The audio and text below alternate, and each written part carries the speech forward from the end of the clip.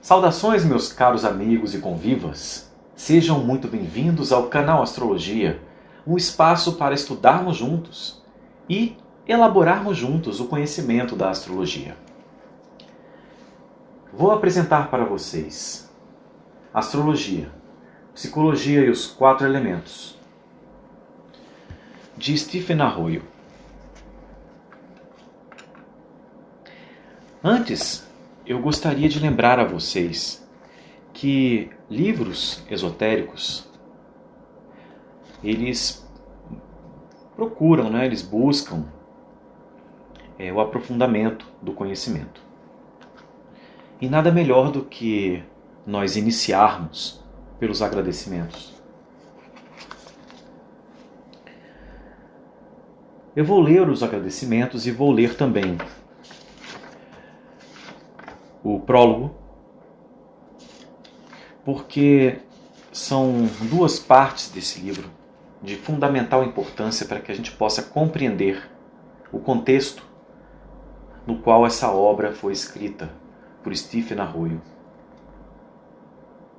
E é muito importante também que a gente perceba os agradecimentos por ele feito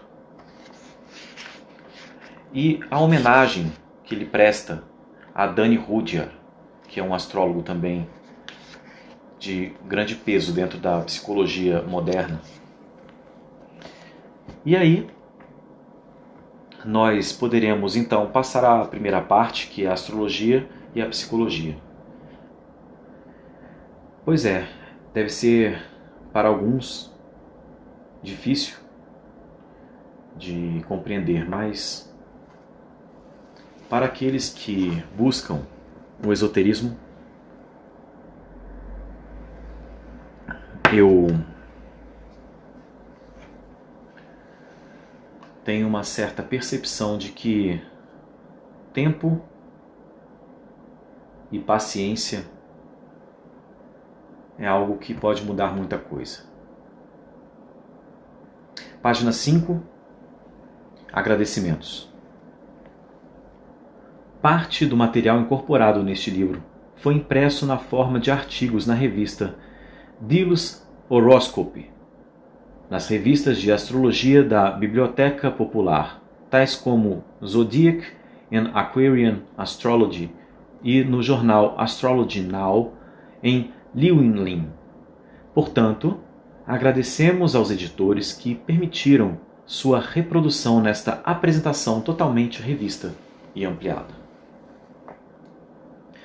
Gostaria de expressar minha gratidão especial a Pauline Hudson, April Fletcher e Barbara McKenemy pelo trabalho de datilografia, pela leitura das provas e pelas sugestões construtivas. Se alguns erros permaneceram, eles podem ser atribuídos à negligência do autor.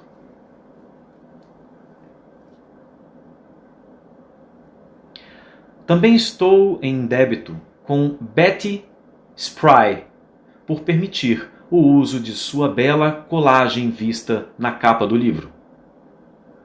Com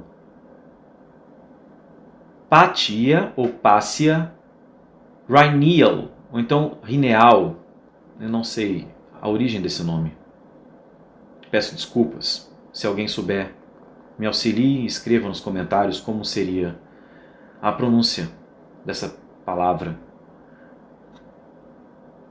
e o nome dessa pessoa. Porque às vezes o nome pode ser uma palavra, né?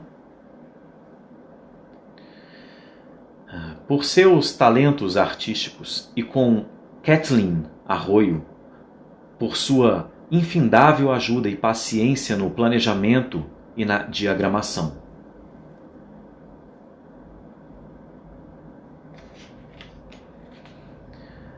Desejo outro sim, expressar meus agradecimentos a Jim Fail, ou Jim Fail, ao Dr. Pierre ou então Pierre Panetier, e ao Dr. Randolph Stone, o Dr. Randolph Stone, por me ajudarem a obter um certo grau de penetração nas atividades dos 4 elementos, e também aos muitos amigos e estudiosos que encorajaram meus escritos e meus ensinamentos.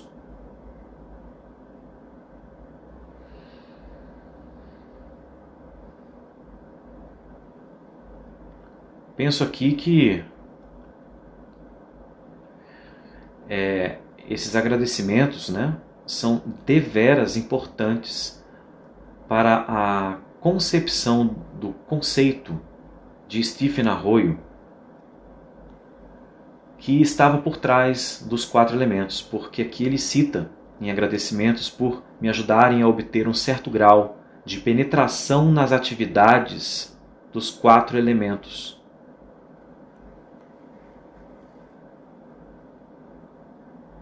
E também aos muitos amigos e estudiosos que encorajaram meus escritos e meus ensinamentos, ou seja, quando ele também poderia compartilhar daquilo que ele concluía ou daquilo que ele estava estudando acerca dos 4 elementos, em referência a esses 2 doutores, Dr. Pierre Panetier e ao Dr. Randolph Stone. Finalmente agradeço a permissão para tirar de seus livros e utilizar o material cujos direitos autorais lhe pertencem aos seguintes editores. Aí segue uma série de editores que, supostamente, se vocês estão acompanhando o PDF, vocês poderão compreender a extensão da referência que ele coloca, porque aqui eu já contei mais de 7 referências totalmente distintas. Encontrei algumas referências cruzadas entre artigos científicos e referências com grandes universidades. Então, seria interessante para você que tem interesse em saber qual é a fonte que Stephen Arroyo tirou todo o seu arcabouço conceitual dentro desta obra Astrologia, Psicologia e os 4 Elementos, estejam convidados, então, a verificar na página 5 e na página 6 do livro. E o interessante é que na 7ª página, ele faz um agradecimento especial ao Danny Rudyard. Em agradecimento por seu encorajamento, inspiração e inflexível pureza de visão.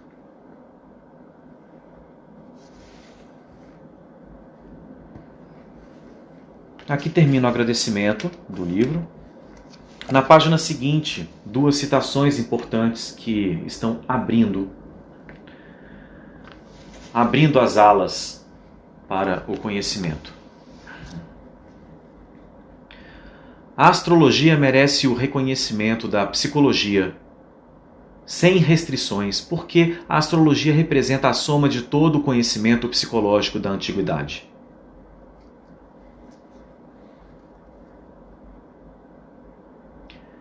The Secret of the Golden Flower. Um comentário feito por nada menos do que Jung.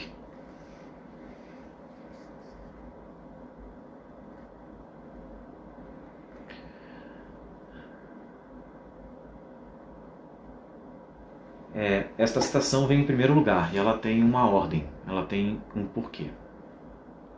Na minha visão, justamente pela citação seguinte. A tarefa da ciência não é simplesmente identificar a mudança do padrão estrutural em todas as coisas, mas considerar esta mudança uma coisa simples. A ciência começa com a hipótese, que está sempre presente, embora possa ser inconsciente, esquecida ou, às vezes, até mesmo negada, essa hipótese. Existe uma ordem simples na natureza e é possível uma forma simples de revelar a experiência. A tarefa da ciência é descobri-la.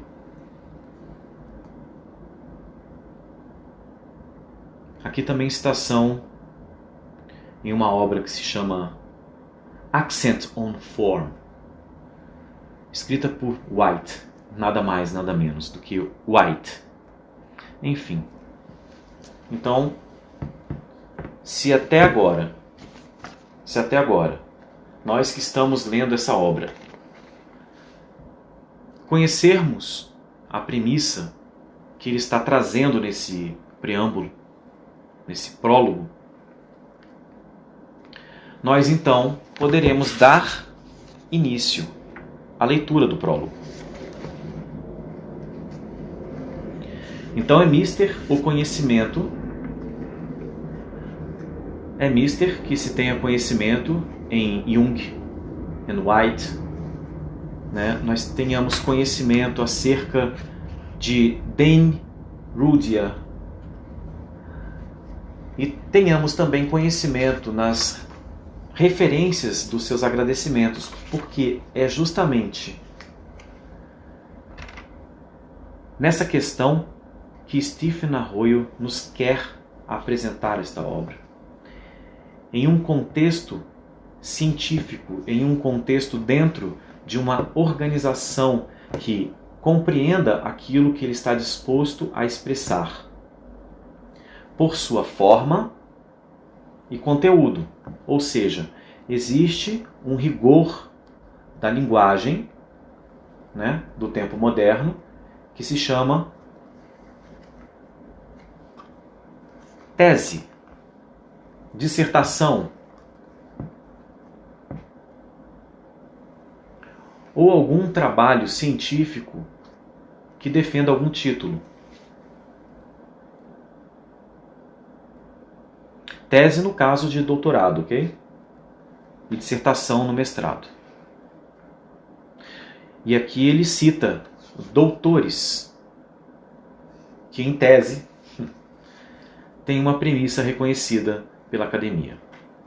E assim sigo no prólogo. É muito interessante como que a ênfase que a gente dá no texto pode influenciar um pouco da conclusão de quem ouve, né? Mas isso vai ficar para um próximo momento. Vamos lá. Prólogo.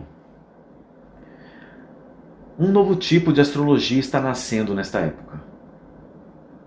É ainda bem informe e não está totalmente coordenado nem adequado às necessidades sociais, precisando de muito encorajamento e apoio por parte de seus progenitores.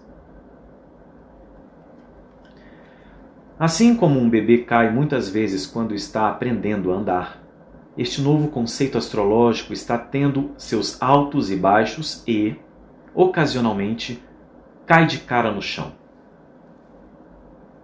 Como toda criança, esta entidade em crescimento pede maior atenção de seus pais, a fim de desenvolver plenamente suas potencialidades. E, embora um pai não possa sentar-se com satisfação para contemplar um trabalho bem feito, até que a criança não tenha se tornado plenamente saudável e autossuficiente, o próprio processo de encorajar o crescimento e o desenvolvimento da criança é um incentivo suficiente para que se prossiga o trabalho. Este novo tipo de astrologia toma as teorias e as atitudes tradicionais e vira-as do avesso, às vezes expondo uma degenerada massa de contradições e de banalidades vazias, e de outras, uma inspiradora essência de verdade universal. O novo astrólogo, portanto, arranca as imperfeições pela raiz e tenta penetrar até um nível de compreensão que irá iluminar uma via de acesso inteiramente nova, não só à astrologia, mas também ao próprio homem.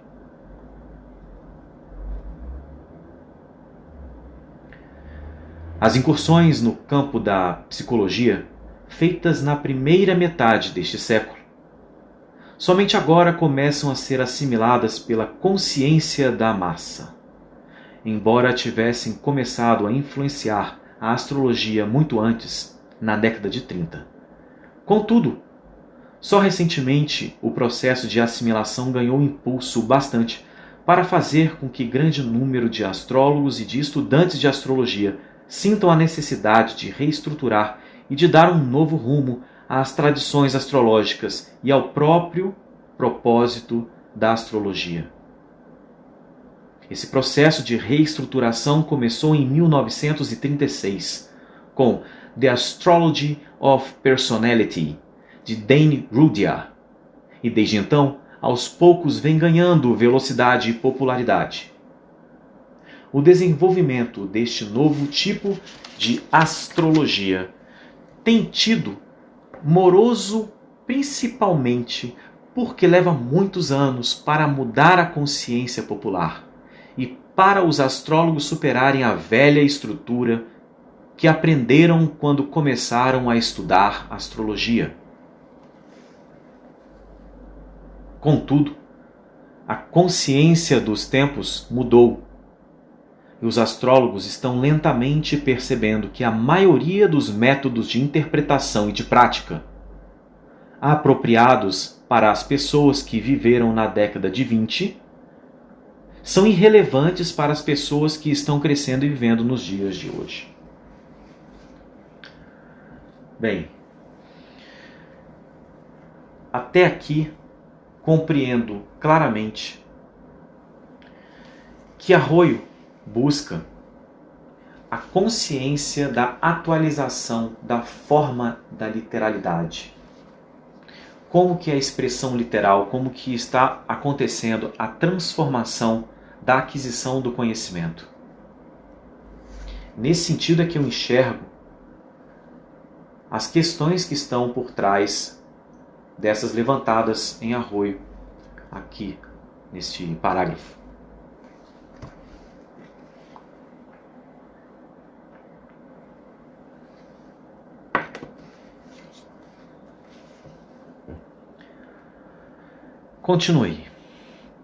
Continuarei.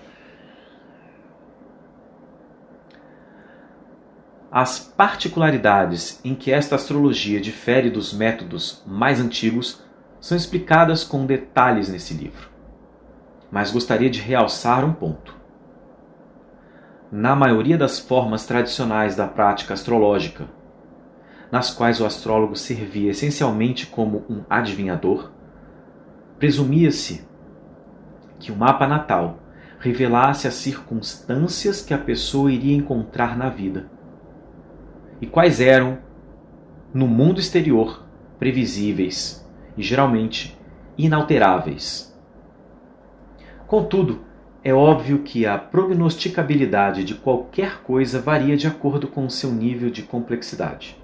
Por exemplo, uma simples célula animal ou um composto químico normalmente é predizível, uma vez que sua natureza é simples.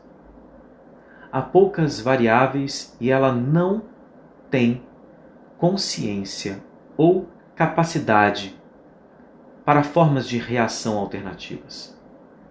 O tempo é menos prognosticável, principalmente porque há muitas variáveis desconhecidas, embora, em muitos casos, ele ainda possa ser predito, tendo como apoio a compreensão das variáveis conhecidas.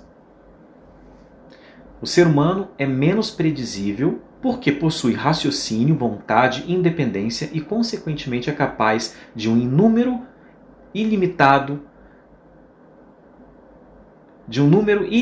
de reações variáveis.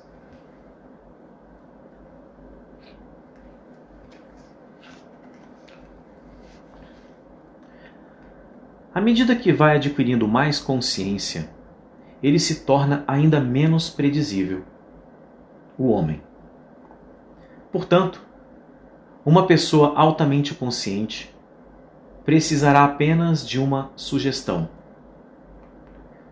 de um possível evento ou experiência para aprender uma determinada lição, ou para alcançar uma determinada compreensão, ao passo que uma, menos consciente, poderá necessitar de uma experiência exterior mais definida e concreta, para então chegar à mesma compreensão.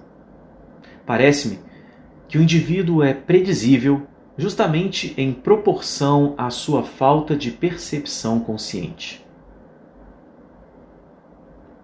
Por isso, o novo modelo de astrologia, ao qual me refiro, é principalmente orientado àqueles que deram alguns passos decisivos em direção a um crescente autoconhecimento.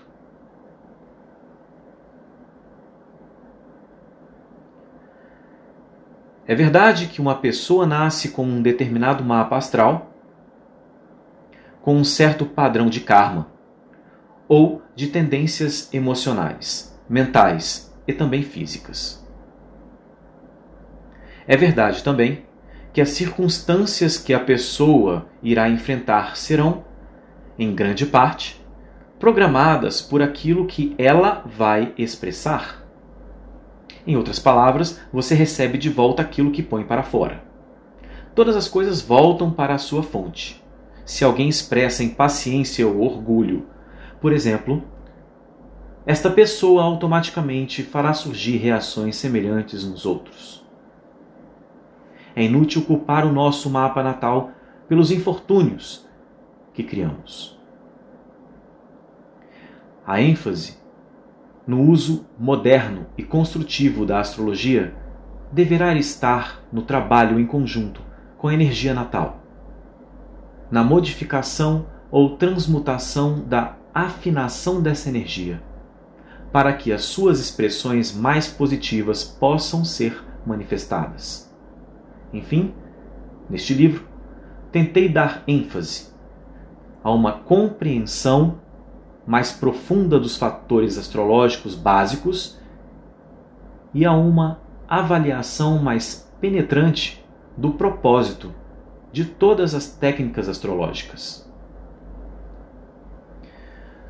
Aqui ele fala um pouco da nossa contradição humana, e isso é bem importante a gente compreender, porque insistentemente tenho ouvido, desde o meu momento iniciático, que é necessário ter cautela em relação ao nosso conhecimento.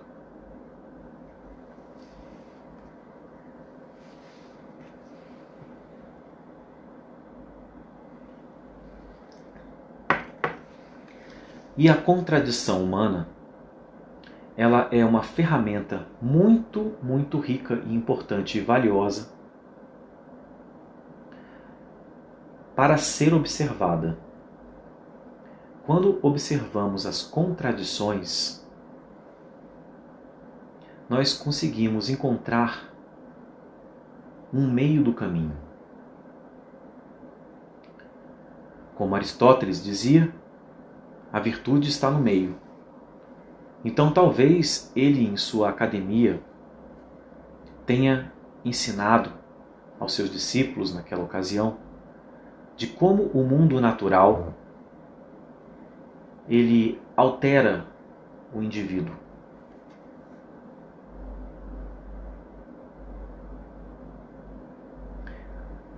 Então, o mundo natural, na verdade, nos moldou. O mundo nos moldou. E sabendo disso, que nós temos o mundo como um molde, minhas palavras, minha conclusão, tá? Nós temos que voltar às contradições, porque é desta forma, nas contradições, que a gente tem o lapso da realidade.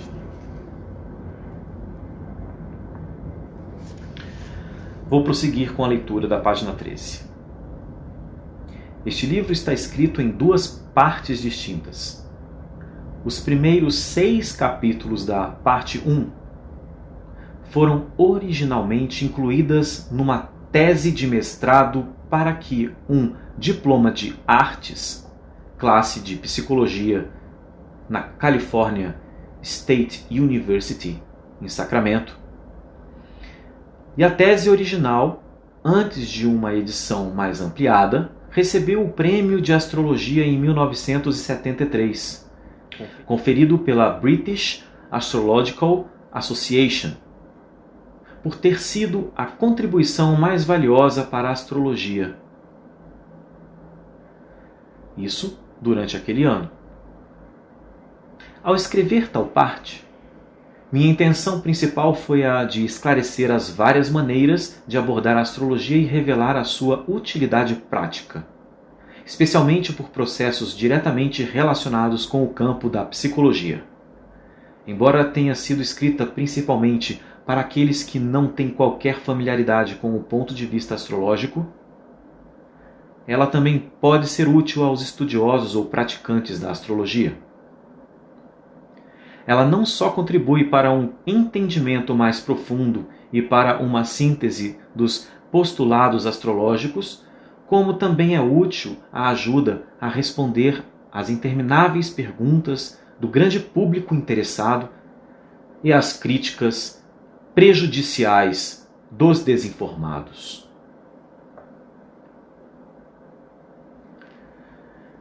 A parte 2 do livro fornece uma base, em termos de energia, para toda a teoria astrológica, através de uma explicação sistemática do antigo conceito dos 4 elementos. Então, entendo eu que ele chama de energia o princípio que norteiam os conceitos que ele irá tratar como características e conceitos astrológicos. Continuando a leitura, desde que os elementos descrevem as energias reais simbolizadas por fatores astrológicos, a compreensão de seus princípios nos dá capacidade para sintetizar o significado de um mapa de nascimento, de forma prática e imediata. Parece-me que o maior obstáculo no aprendizado de um estudante de astrologia ou na capacidade do profissional de usar a astrologia de uma maneira prática e útil é a falta de sintetização dos métodos apresentados nos livros de astrologia. Hoje em dia, podem ser encontrados muitos manuais para principiantes, mas só raramente encontramos, em um livro impresso, a explicação de como penetrar no significado essencial dos fatores astrológicos, ou de como discernir um simples padrão de ordem nas infindáveis combinações representadas nos mapas de nascimento. Deve também ser enfatizado que, desde que a parte 2 trata principalmente dos princípios básicos dos elementos, em muitos casos foi preciso generalizar para trazer à tona o princípio essencial que eu estava em discussão.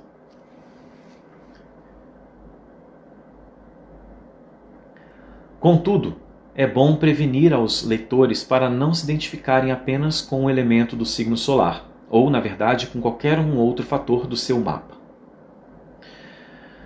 À medida que avançarem na leitura, conforme assim tentarei esclarecer neste trabalho, cada fator do mapa é uma ênfase independente na configuração do todo. Mas um fator forte não domina toda a configuração a ponto de excluir outras áreas enfáticas.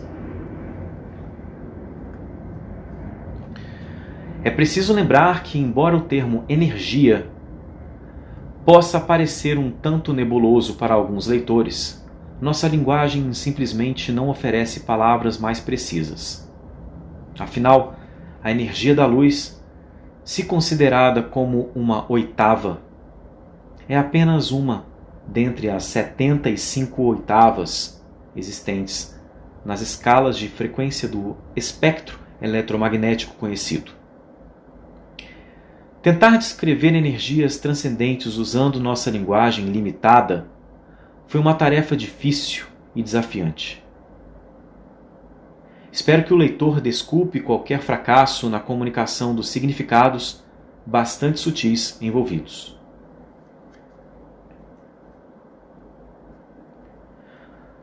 A forma de abordagem que uma pessoa adota ao estudar qualquer fenômeno é, naturalmente, baseada no propósito que ela tem em mente, consciente ou inconscientemente. Em outras palavras, aquilo que queremos fazer com nossas conclusões determinará a forma de abordagem escolhida. Neste livro, meu objetivo é oferecer um substrato e uma estrutura para a compreensão da astrologia em termos atuais e elucidar tanto a estrutura quanto a aplicação desta ciência em relação à psicologia contemporânea, à psicologia e aos conceitos de energia. Por isso omiti, em grande parte, referências a aspectos mais ocultos ou esotéricos da astrologia. Não porque acredite que uma abordagem deste tipo tenha menos valor, mas porque está além do objetivo deste livro.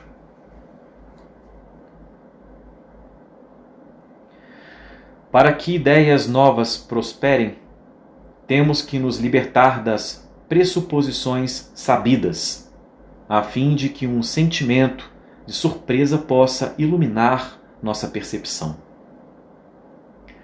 Tal liberdade e receptividade são características de uma verdadeira ciência.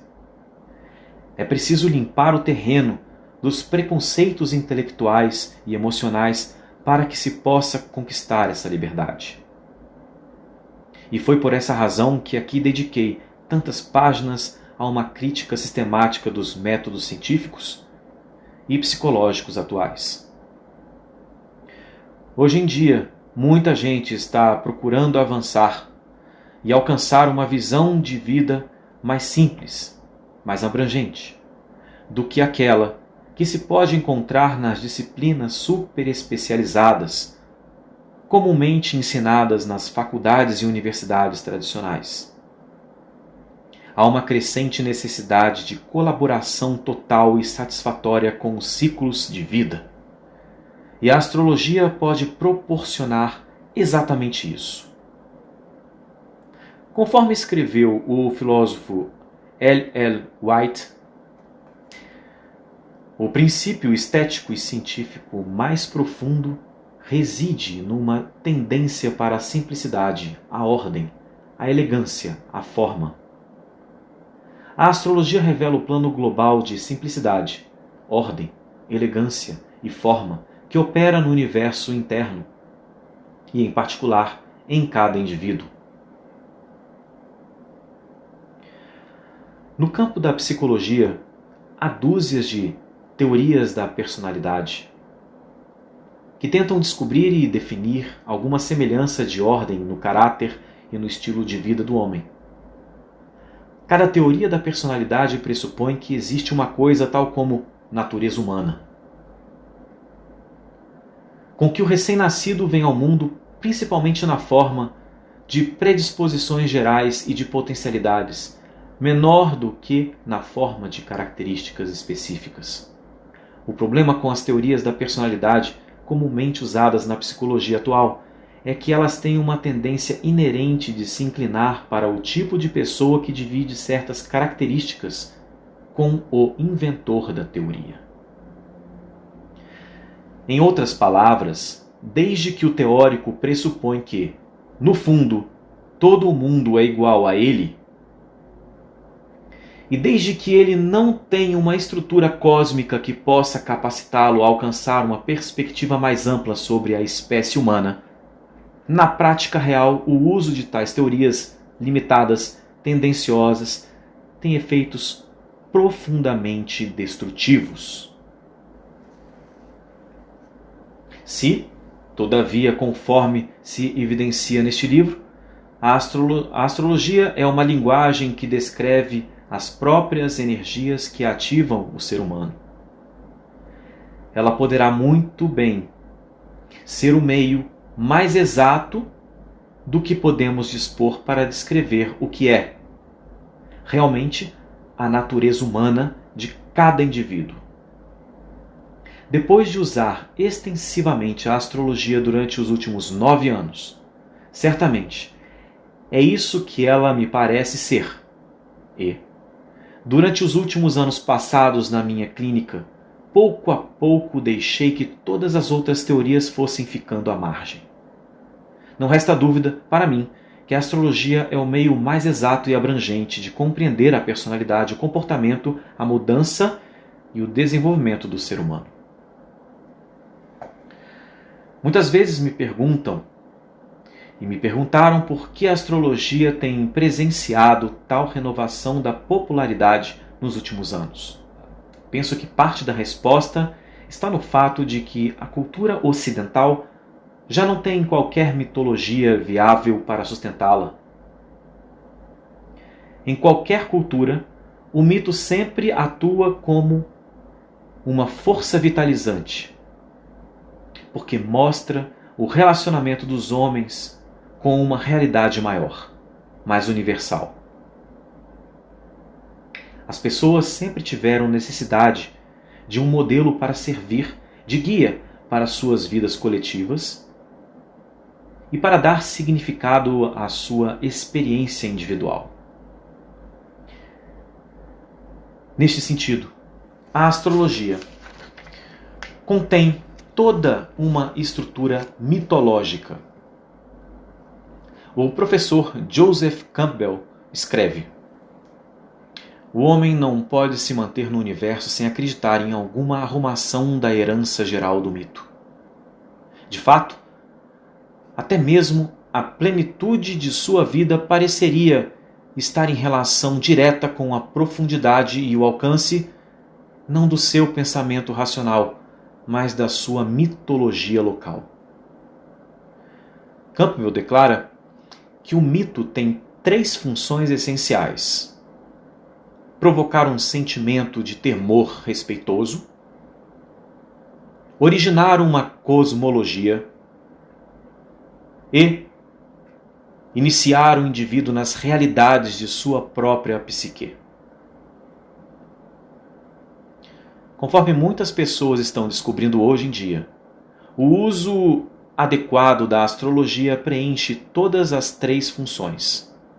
Daí, se concordarmos com a definição de mito dada por Campbell, creio que devemos concordar que a astrologia, conforme o fez durante eras do passado, oferece uma prática e vital mitologia para os nossos tempos.